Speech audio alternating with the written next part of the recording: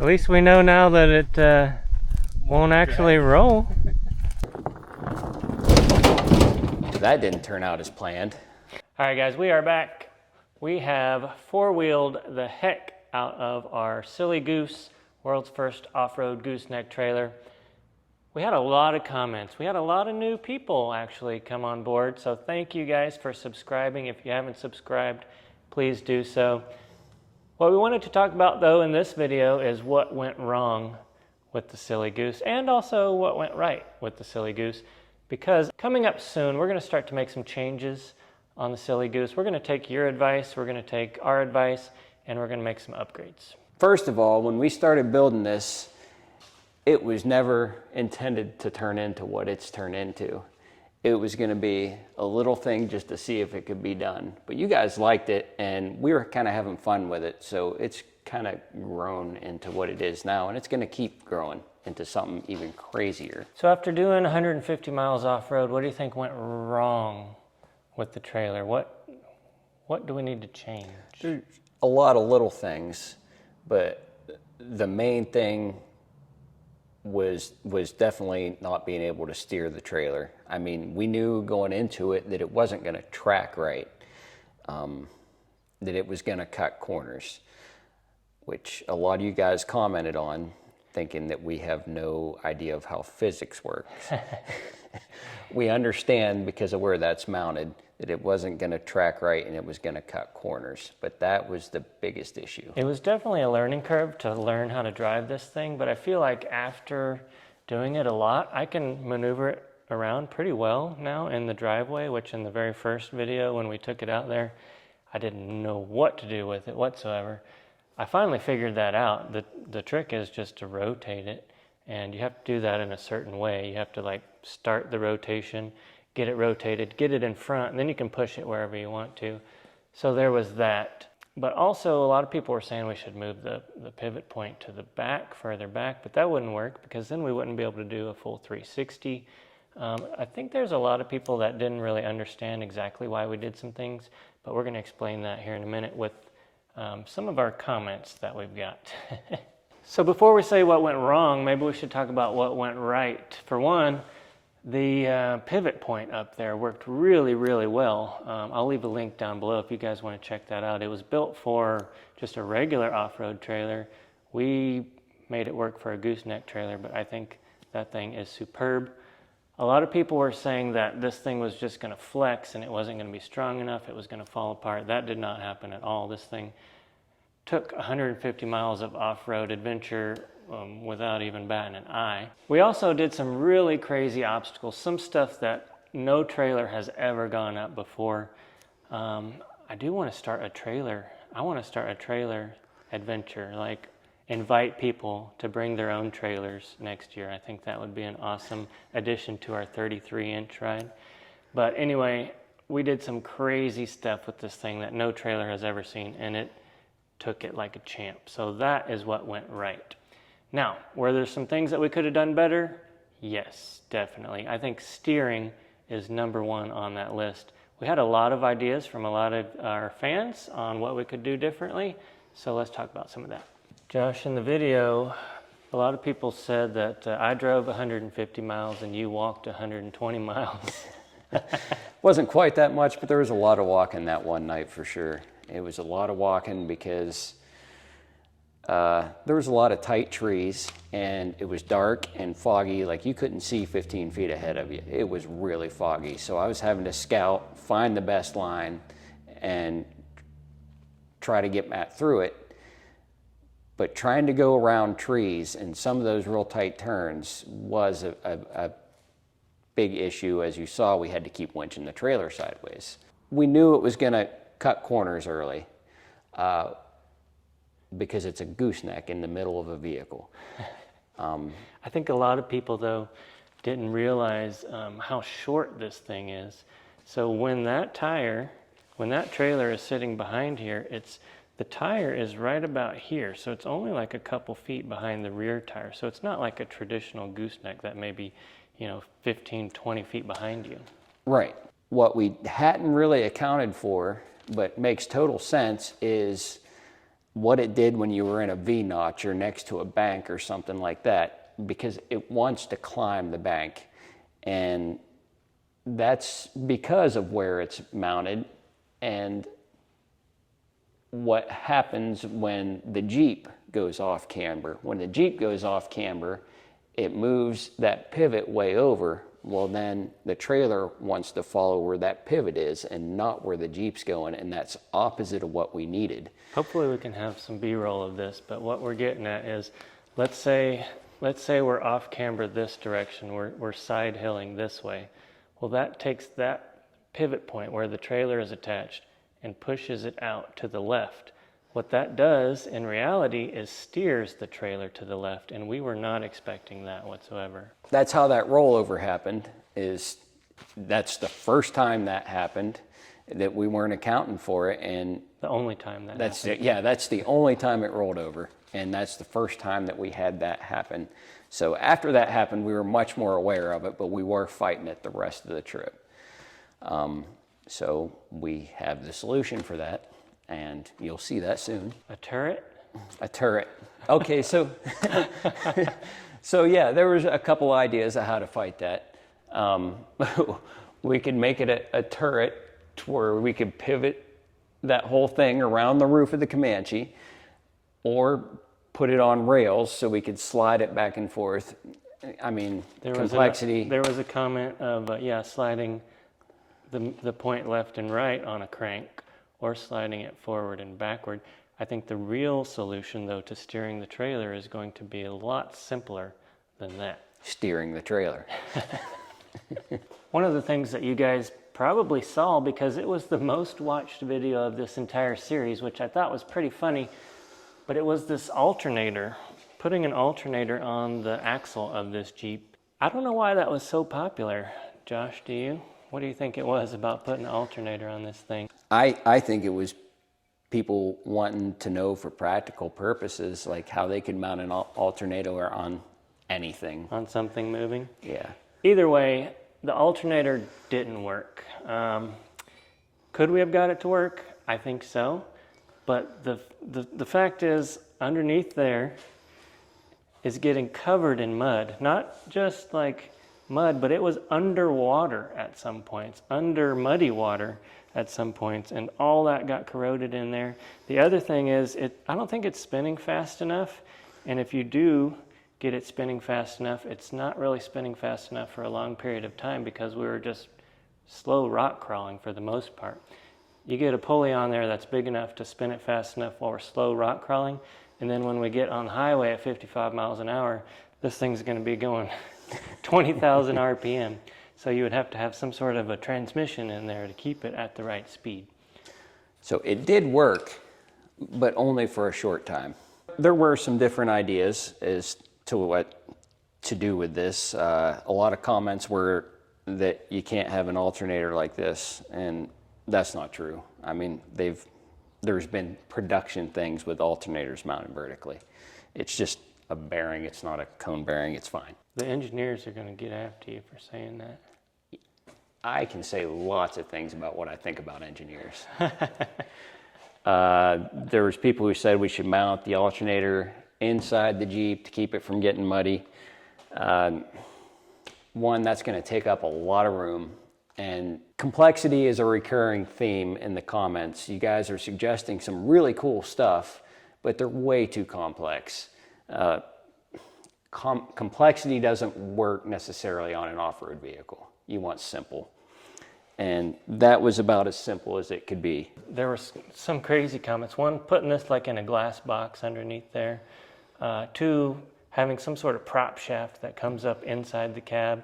I don't think they realize like how much movement there is on that axle too. But in reality, the simplest way to charge the batteries is just going to be solar. Now, we knew that from the beginning, but you guys wanted to see that, so we went ahead and did that. But I have incorporated into this, watch it, this X-brace right here. There's a huge amount of space right there where I could install a very large solar-powered generator. Yeah, and if it's cloudy and that doesn't keep up, I mean, we can keep taking the generator, We can also help out like we did on that trip and just hook it up to the Comanche. I think the real solution, though, is going to be that solar power, plus all it takes is one wire. If we can take a wire with a disconnect and plug it right here, we can have a wire going to charge those batteries, and then when we need to do a 360, have a little bit extra cord there so that we can do that, and then have a disconnect where we disconnect it, unscramble it, and just plug it back in. There was a guy saying that we could do a brush system up there so that it transmits through a brush, which, I mean, probably would work too. I mean, that's another creative idea, but... Complexity. Complexity. On day one, the first day we went out, you guys saw we went out and did trail 22, and we were supposed to continue from there. Well, we had to turn around and go back because of two issues. One, the alternator wasn't charging. We couldn't be out for a week without power. And the second more pressing one was the springs. You can see this big groove cut here in the tire, and that was from just trail 22. And so what had happened was we needed to lift it. The springs started compressing and they were laying back too far, and we lost height. These springs were brand new springs. They were brand new old springs, new old stock. And they got worn in. We had a lot of weight in here and they just settled. And so we wound up having to make a new mount back here. But when that had settled, it had dropped this way down here, so it was rubbing. So we took and cut out for more clearance, raised the springs, and that took care of that issue. I think in the first 4 miles, we lost about 4 inches of clearance here. That shackle ended up just completely sitting on the back of the frame right here. We did take care of that. However, now it's pointed straight up and down, so I think we probably ought to move it to that next hole right there. It depends on if we have weight in it or not. Yeah, it really depends on how much weight's in there too. But it's adjustable. That's why we did that. Right now, there's absolutely no weight inside there. It's completely empty. And that leads us to another problem that we had. I believe, Josh doesn't agree with me necessarily, but I believe we were way overpacked. So we had 6 gallons of gas on the trailer. We had 10 gallons of water. We never used those 6 gallons of gas. We only used 5 gallons of water. We had a swing set, and we had a radio collection, an antique radio collection. That wasn't that trip. Yes, it was. Was it? Oh, yeah, it was. Okay. I had 3 small radios with me. Three small radios that were the size of a VHS, a VCR deck. They're close. A small VCR deck. They didn't take up that much weight. We used 10 gallons of water, not 5, but we did have 5 extra. We refilled once along the way, so we were always carrying 5 extra gallons of water. The gas, yeah, we didn't need it. We didn't even need as much as we were carrying on the Comanche, but we also stopped and refilled. We weren't sure. I mean, it's that thing, a V8 Comanche on 43s, towing a trailer on 43s, and it doesn't get good mileage to begin with. I thought we were going to use way more gas. Better safe than sorry. I think that's just one of the things that you do when you're traveling, because you never know what you're going to need. But we ended up with so much food left over, so much drinks. I had still had a 24-pack of Dr. Pepper, I think, that I didn't drink. We should have brought more drinking water. That we ran out of pretty much. Drinking water is Dr. Pepper. What are you talking about? But I think that's typical. We just had probably a few hundred pounds, or a couple hundred pounds at least, of things that we never even used. Oh, yeah. All right, so one of the other things that people pointed out in the videos was that the trailer was a little bit tippy, and I agree with you. It is very high, and the reason we have it so high is because that gooseneck needed to attach to the top of the Comanche, which is pretty high as well. But we had a lot of comments suggesting on ways that we could fix that. Some of them were good, some of them were, I'd say, iffy. Do you remember some of the comments? Yeah, solid suspension, no suspension. which would. I do like that idea. I've never run that, but I do see, who runs the solid suspension? Matt on his trailer, doesn't he? Matt and Rory.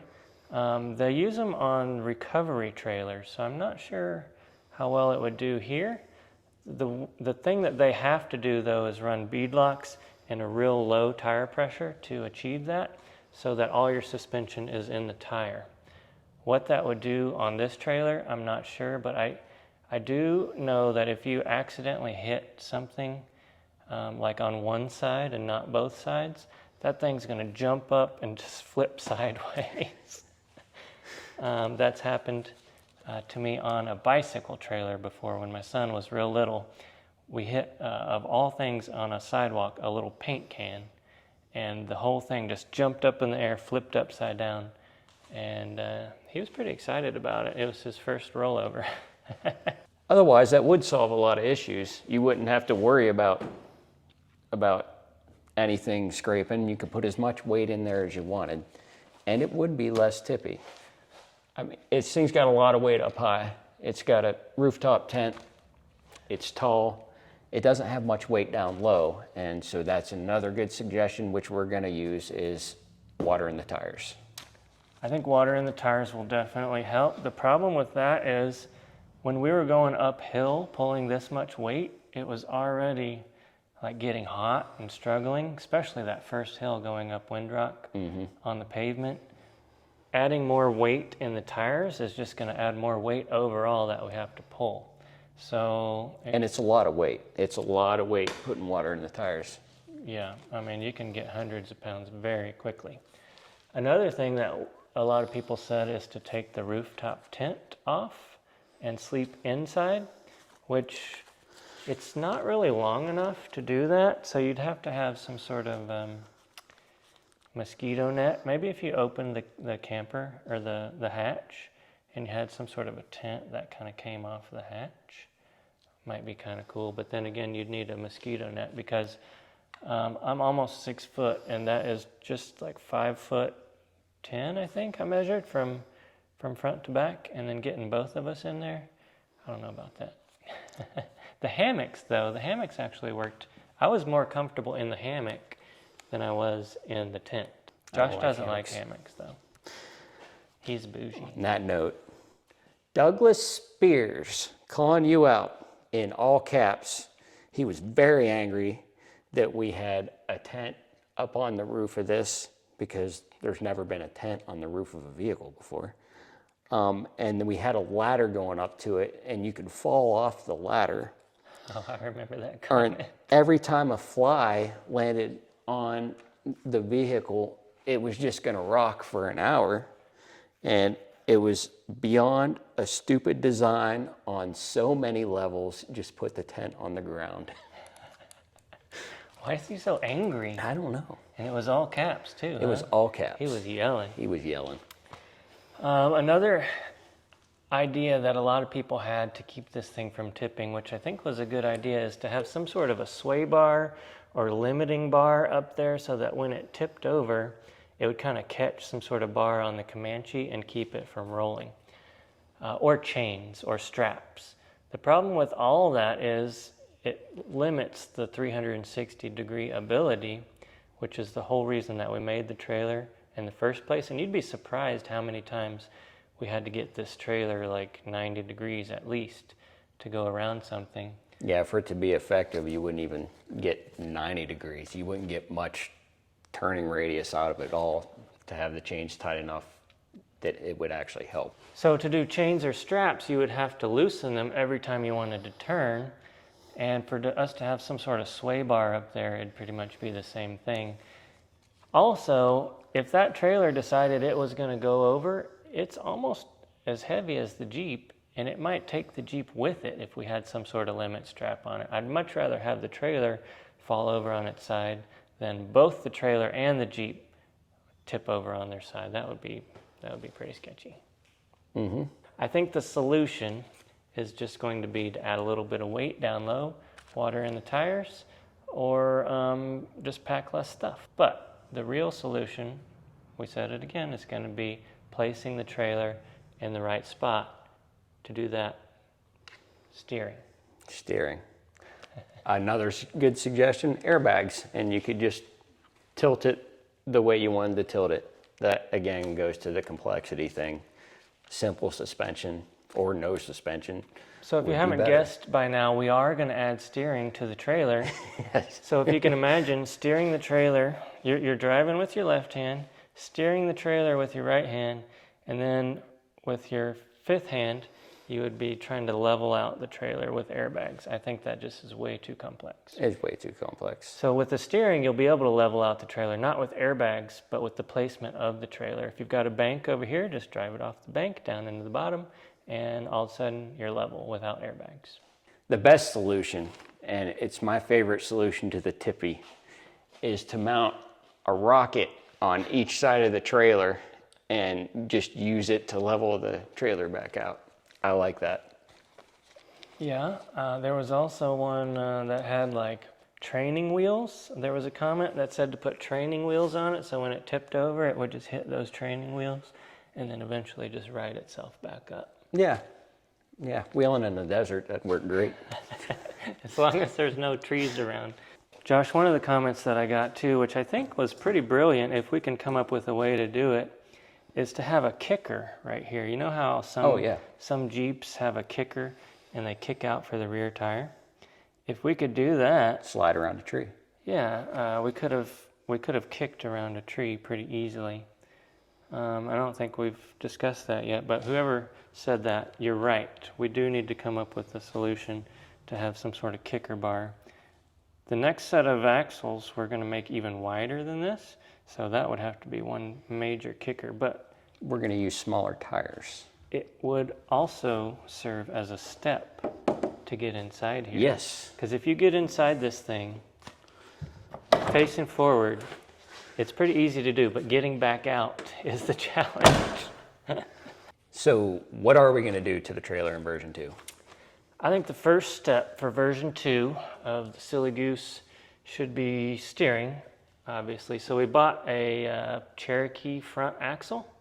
What I want to do is cut that axle. Two-wheel drive. Two-wheel drive front axle. So there's no pumpkin. What I want to do is cut that axle in half, extend it out a little bit, and the reason I want to make it wider is for steering. When you have steering on something, it needs to be pretty wide, especially for the rear, because the rear is not set up for steering. You're going to start hitting the tire into stuff, especially when the tire starts stuffing and you're steering at the same time. The water in the tires are definitely going to help with stability. Along with the wider axles, that's going to help with stability too. I'm just going to need a little bit more horsepower, I guess. Have to do a supercharger or something. Supercharged Comanche, that'd be awesome. Another thing that we're going to do is install solar. So instead of having to deal with that alternator, we'll have solar power. And then I'd like to make a wire that goes from the Comanche's alternator or battery and just kind of loop that over so that we can connect it and disconnect it like we already talked about. I think more lighting on the outside of the trailer. We were using a lot of moving lights around. One in the back, maybe one on each side, something like that. So camping lights? Camping lights. One of the things that overlanders do is they attach everything so that when they get to their camp spot, everything just kind of folds out like a transformer. Mm-hmm. We didn't do that. We just threw boxes on the inside, and that's kind of the way. It's a lot easier to do it like that. Yeah. But I don't know, maybe we should think about like some sort of sliding system or folding system for things that we used often. The kitchen sink turned out super handy, I think. We used that a lot. And by the way, the JL has the same exact thing. Did you know that? When Hope and I were camping, it already has a built-in kitchen sink in the back, just like this one. Oh, yeah? Yeah. Even with the drain plug and everything. Nice. It's already built in. Nice. Good job, Jeep. So if you have a JL, you have a kitchen sink and you don't even know it. Tires. One of the things that we did find out is we don't need aggressive tires on a trailer. However, I do like the look of the matching. And somebody even said that we should match the wheels. These are expensive wheels, but we did reach out to Summit, and guess what? We got some wheels? Summit Racing sent us some wheels that are going to match the Comanche. So I'm super excited about that. But what I think will make the trailer perform better is a less aggressive tire and a smaller tire. If we can get a smaller tire, we can lower this thing, lowering the center of gravity and keep it from flopping around so much. Josh, remember all those people that were saying that the pinion bearing was going to burn out because it was pointed straight up? Yeah, the hundreds of comments. Did it burn up? Nope. There was a reason for that. We planned ahead for that. All right, so what I'd like to do now is to read some of our awesome hate comments. Yes. Not because we're dwelling on them, but because it's fun to do. Yes. All right, here's one that was actually recently. It says, looks like you realized after sobering up that you chopped up your car and then thought, I wonder how I can fix this. So a lot of people that are new to the channel, they didn't realize that that's a Comanche. That started out as a truck. They thought that was a Cherokee. That we chopped the Cherokee in half and then put the back half on a trailer, which is, I see their point. It's brilliant.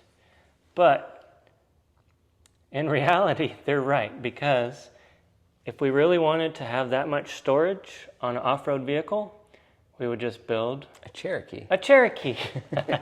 But we did this just for fun, just because we wanted to, not because it was practical. And that's a lot of the hate comments as to how impractical this thing, how pointless it is. And you know what? We're not overlanders. So I'm with you 100%. If I want to go off-roading, it might be one night. I don't want to go out on a week-long off-roading trip, and I would just use a 4-door or something. That's why mine is a minivan. But Josh, do you know how impractical it is to build a car with 1,000 horsepower and drive around in circles at 200 miles an hour for 500 laps? Oh yeah, totally. That's very impractical. But it's a lot of fun. This, I believe, was a serious question. A nice lady wanted to know who invented this. This here, we invented this here. This is not something that you can just buy. This goes into the biggest comment that we have gotten since the beginning, which is... Volkswagen did it first? Yes. We know Volkswagen did it first. We did it for off-road. Yes. And I don't think anybody understood the off-road aspect of it. And it wasn't even Volkswagen that did it first. It was a trailer company called, what was the name of that company? I can't remember. Anyway, it was a trailer company that did it first.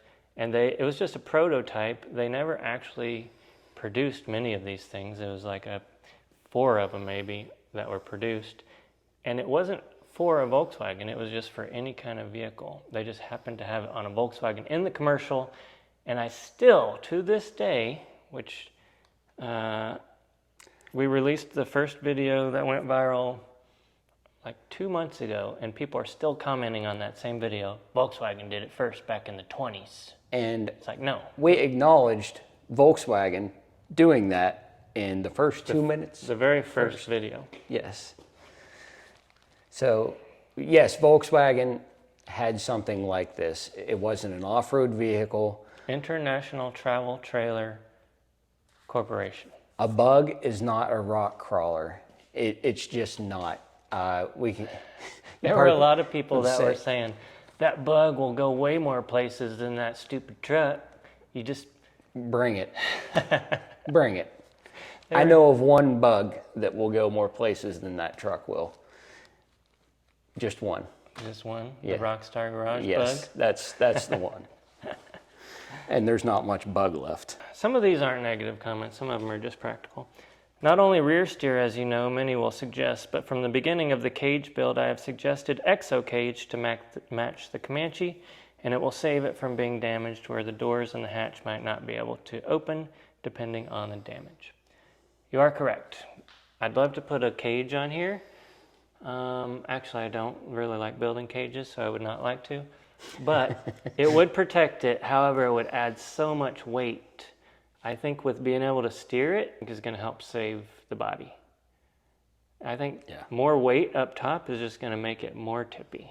Yeah, that's the solution, is just not going to roll it. It's not like we're doing crazy full throttle hill climbs with this thing on the back.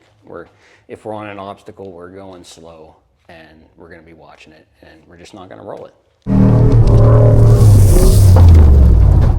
This is one that a feller was rather irate about how much simpler and more capable a Pentle hitch would be. Holy cow. So as we're driving this thing, one of the things that I really loved about that hitch system was that it made absolutely zero noise. Completely quiet. You couldn't even tell that anything was attached there. It was quieter than a ball hitch. Now, having a Pentle on top, if you don't know what a Pentle hook is, it's basically just two big giant eyes like this so that they can pivot about 45 degrees. The problem with that is every time you stop, bang! Every time you go, bang! Every time you go up, bang! That thing would just be banging all over the place. And you can't spin around. Yeah, you wouldn't be able to do your 360 like I need to. That's the whole point of this, was to be able to do a 360. This was an experiment. Can we build an off-road trailer you can do a 360 under? That was it. Quote, "That's what happens when an internet yuppie goes on the trail." An internet yuppie. An internet yuppie. Where's this guy from that he hasn't seen BleepinJeep? I don't know. Welcome to BleepinJeep. It's so funny how a lot of, not so much anymore, but maybe 5 years ago, 10 years ago, people were like, it'd be nice to have all that silver spoon money and living in your mama's basement, getting to do whatever you want. Nope, that was never me. Organized Chaos says rear steer setup using the brakes. It's kind of like an old school tank. It'll drag the tire a little to help you turn, and then you could set it up with whichever way you're turning. After you get to a certain point, it activates a solenoid. I'm not sure what he's talking about with the solenoid, but I think a lot of people suggested the locking up one tire for steering.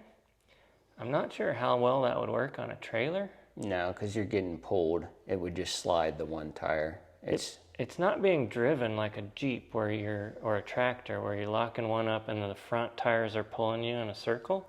It's pulling you straight forward. So it might like slide it a little bit, but it's not going to turn because the front, you have 3 points of contact, 2 tires, and then what's attached to the truck. What's attached to the truck is pulling you straight forward. So locking up one is just going to add a lot of drag. I don't think it's really going to turn. If you were driving in a straight line, like you said, it would kind of want to list to that side a little bit, but not enough to actually help us with what we're trying to do. It might drag like slowly like this, but it's not going to pivot. And we needed pivoting because some of those trails were really tight. Mm-hmm. There was some people who thought that we should patent this, or that can we build it and sell it? Where are these available to purchase? So, having a patent myself, you can't patent something like this. I mean, you could, but then nobody would be able to build exactly this same thing.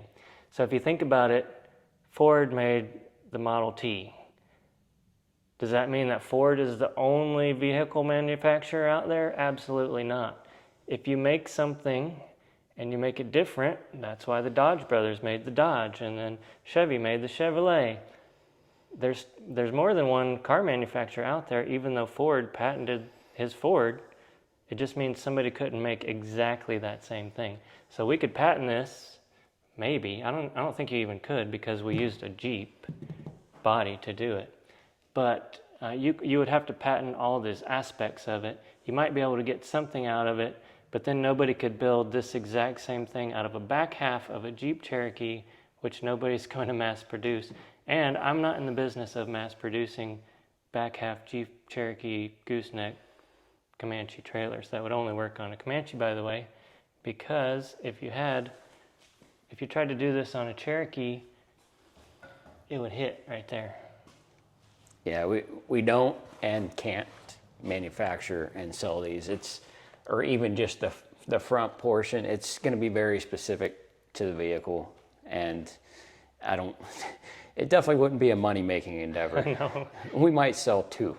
But maybe. you would be surprised how many people I got that was like, I hope you patented that. I hope it's going to take off. If somebody wants to make them, I would gladly take pictures of this entire thing and wish you the best of luck. One lady asked me at a show, I took this to a show, and she said, how much is that part that connects to the Jeep? And I was like, oh, it's like $250, thinking that she was talking about the hitch part. And she's like, oh, wow, I thought that was like a couple $1,000s. And I was like, no, it's just, it comes in a box about this big. It's $200. It turns out she thought I bought this and just like, she thought this was like an add-on option that you could add on to your Cherokee trailer. Some people like don't understand that you can fabricate something like this. So that was interesting. There's a lot of people saying that this is completely pointless. That's not an invalid statement. And why would we have this when a bumper mount would just work so much better, and it's been done? And you know what? You're not completely wrong, but we didn't build it because it's better than a bumper mount trailer, that it would work better, perform better, it would pull better. We built it because, can we build it? Yeah. For science. Yeah. That's always my answer to everything, is like, people are like, why are you doing that? For science. What you got? These are not hate comments. I'm reading the suggestion comments. Josh has the hate comments. This suggestion says, instead of the generator on the trailer axle, I would have put an electric motor, turning the rig into a 6x6 to aid in the roughest terrain. That was a very popular comment that we got. A lot of people want to see it. However, knowing how the trailer works and having experienced how the trailer works, that would not work. So the idea would be to put like an electric motor, like a Tesla motor or even a less powerful motor on here to drive the Jeep forward to help propel you uphill. It sounds good on paper, it sounds good in theory, but what we realized, especially going downhill, when the trailer is moving faster or trying to push, what ends up happening is you get this binding effect at the hitch, and the back of the Jeep wants to lift off the ground, causing some really strange effects. And you could see this when we were going downhill and the trailer was trying to push the Jeep, but you could also see this when we were trying to reverse up a hill and the trailer was not going as fast as the Jeep. They would start to bind and do some really wacky things. The big obstacle, whatever it's called, V-Rock? V-Rock, yeah. It probably would have helped there, so we wouldn't have had to winch up it. But other than that, I don't think it would have helped. It would have been cool to do that, and like a motor is an alternator. So theoretically, you could have used a motor, and then when you weren't spinning the motor, like an electric car does, that power could get generated back into the battery. But again, complexity and unneeded complexity. So out of 150 miles, we realized that we would have been able to utilize that one time. So I don't know that it would be worth it. There was only one time that we needed it in all of that entire trip.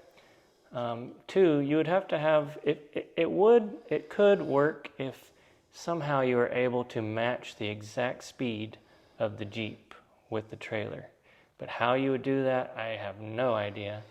That is a lot of complexity.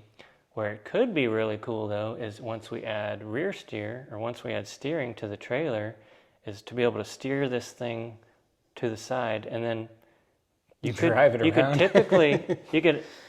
in theory you could drive it around in circles around the Jeep, which would be really cool. If anybody has access to an in-wheel motor, I think that would be the way to go. The problem with those is, once again, mud and water. It just adds a lot of complexity to trying to figure out how to make that work. We could have put the alternator inside a set of portals instead of having the gears. That could be an alternator. That was a serious comment. I don't I don't really understand that, but somebody said to put portals on the trailer, and then instead of putting gears inside the portals, put alternators inside the portals and use those to charge the batteries. Wow. I mean, it might work, but that would be a lot of complexity for charging batteries. It seems like we're making fun, or at least it seems like I'm making fun of these. And no, I think it's awesome. Like the creativity, I applaud of a lot of these comments. Like that's how a lot of the weird stuff we do exists. Is like, I wonder if we could do this, and then we do this.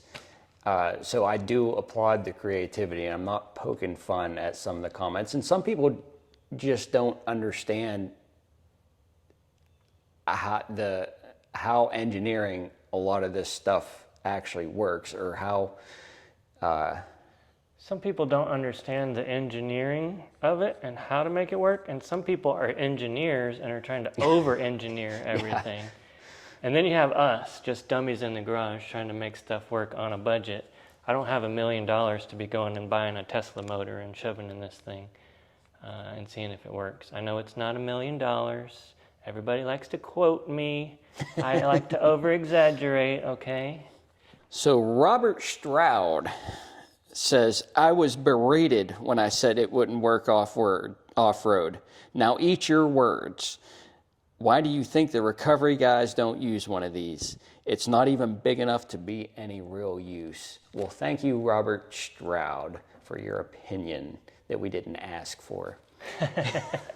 What is he trying to say? I'm not sure. He's saying that, I think that was a comment on one of the picture where it rolled over. And he's saying, I told you it didn't work, and you guys berated me for saying it didn't work.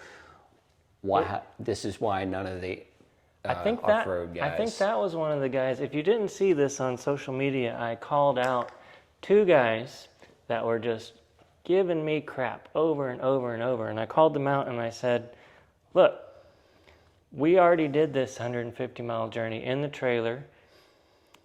I will bet you $1,000 you can't do it in your own Jeep without a trailer, just in your own Jeep, period, without crying.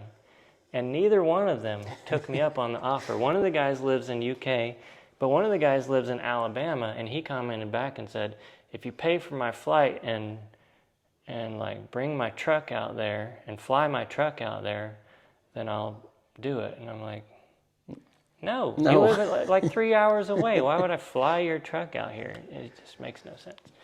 Anyway, we had a lot of the negativity didn't come from YouTube, not you guys. It came from Facebook on some of the videos that went viral. So a lot of people that were new or have never seen BleepinJeep were seeing that video in particular. The one that, which one was it that went? Oh, it was me loading it, of all things, loading it on the trailer. Actually, when we rolled it, there were some kids right there that were on 4-wheelers, and they must have taken some pictures and posted it on the internet. When those pictures came out, there were a few people that were not BleepinJeep fans, obviously, that were like, oh, see, doesn't work, you guys are idiots. But that's what happens when you go Jeeping. You roll stuff over, and then we just take the winch cable, we flip it back over, and we just keep going. That's what we do. Yeah, and so Matt's Off-Road Recovery, Rory, they don't use one of these because for their purposes, they're towing people and hauling people. This is not a recovery trailer. This is a camping trailer. And it's not big enough to be any real use. I mean, do you need a motorhome behind you going up a trail? It was of use. I guess, like we said before, you could just use a Cherokee, but what fun would that be? Yeah. This wasn't built because it's 100% practical and it's going to sweep the market by storm, and everybody's going to be building these because it's just the smartest idea ever. That wasn't the point of this. You don't have to explain it to him, Josh. I think I do. Josh, I got good news. So okay. In the video, you were having trouble with the gas can, and we were like, why can't they just make regular gas cans? It's ridiculous. Our video went so viral that the EPA actually saw it, and the administrator, Lee Zeldin, has deregulated gas cans after our video went viral. Praise the Lord. Thanks, Yes. Lee Zeldin. Yes. So soon, hopefully, we're going to have some regular gas cans without all of these safety nanny features. There's some really cool stuff going on with the EPA. Like they're devoting a whole section to chemtrails, contrails, whatever you want to call it, which is awesome. What, to see what they're releasing on us? Yeah, just the fact that they're even acknowledging that there is something going on. At least they're acknowledging that people are asking them questions. I'd give serious consideration to adding a rear winch to the trailer so it can drag itself around corners and ruts. I think we talked about this. I think that's actually a good idea. A lot of people were saying to add a winch to the left and the right side on the top. I don't think that's a good idea. All that's going to do is like tip it over. But a lot of what we had to do was pull a winch line from the front of the Jeep to a snatch block on a tree to the back end of the Jeep to try to scooch it just a little bit. Having a winch on the back of the Jeep would just save time. We wouldn't necessarily have to do that because we have a winch there, but it would save time from hooking up that snatch block. But I think if we got as low as possible, because typically what we were trying to do is not upright the Jeep, we were just trying to scooch it around a tree. Yeah. I guess the only hard thing with that would be keeping the battery charged. Winches use a lot of power. So if we only had to use it a couple times, that'd be fine. And which with steering, we shouldn't have to use it that much. Once again, steering is going to be ideal. Technically, if you had steering and you flipped it over, you could probably just steer into it and drive and flip it back over. Right. The world's last off-road gooseneck trailer. The world's last? I wouldn't be surprised, but since we've made this, there's actually been a lot of people that have messaged me and say, hey, I saw that Volkswagen video a long time ago and always wanted to do something like that, and you've inspired me to get it done. And I say, that's awesome. I hope you guys will send me photos because I'd love to see what you come up with. Yeah, we want to, and anything you guys build that's really cool, send it to us. We get inspired off stuff like that too. Here's a good idea, Josh.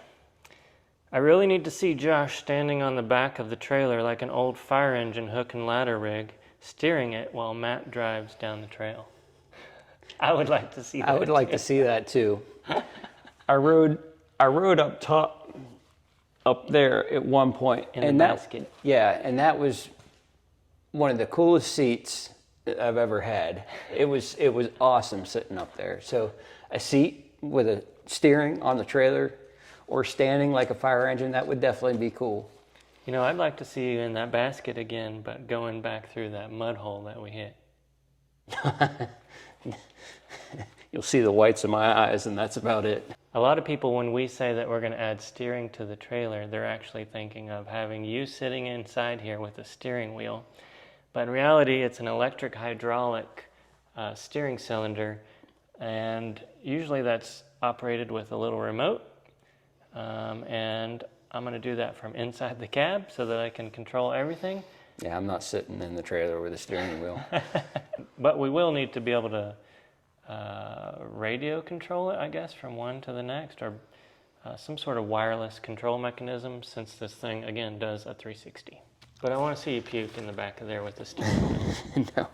There were a ton more hate comments. On Facebook. On Facebook. But they're all basically stuff we've covered. Completely pointless. Not the first. It's not going to track right. We don't understand physics. Well, I happen to have my doctorate in theoretical physics, so I've got a pretty firm grasp on just what makes things work. Matt's an engineer. We got this covered. Who said that? I said that.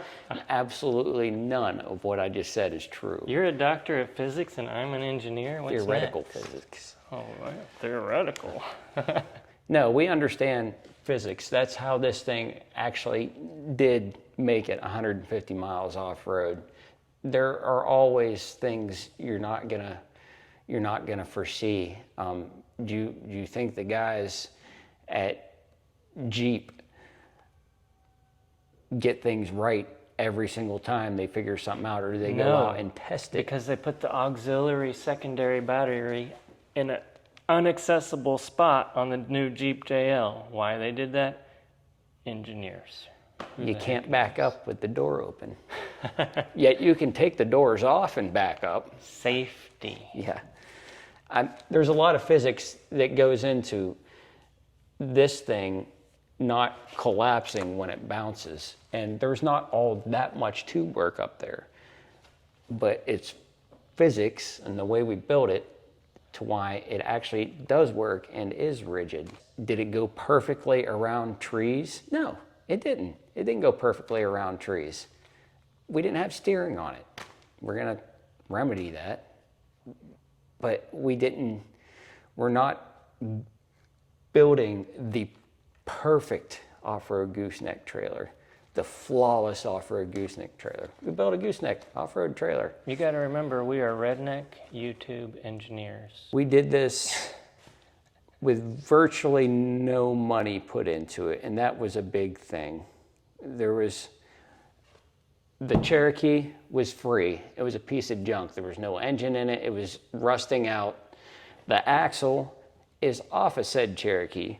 The leaf springs were leaf springs that were originally bought for the Comanche but didn't work out on it and had been sitting behind the shock rusting.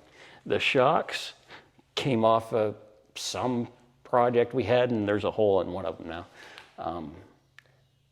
There was, aside from stuff that we put in it, camping gear, there was pretty much no money in this. The tires, the wheels, old Comanche wheels, the tires, old Comanche tires. There was no money in this, and that was part of how and why we did it. Turned out to be one of our most watched, most viral projects, I think. Yeah. And having no money in it other than a bunch of Summit camping stuff was pretty cool. Yeah. I have one back and forth that I would like to do with you. All right, Josh, I just sent you a picture of a comment thread that I've been going back and forth with on YouTube. I would like you to play the guy of Peter P. Okay. And I'll play me, aka BleepinJeep. Why is this car with the strange trailer not capable of driving home on its own wheels? Why does it need a transport on a different trailer? Why does NASCAR get put in a trailer after the race? Because it's purpose-built to do one thing and one thing only. And what, pray tell, could be the purpose of a car with a strange trailer if it's not street legal?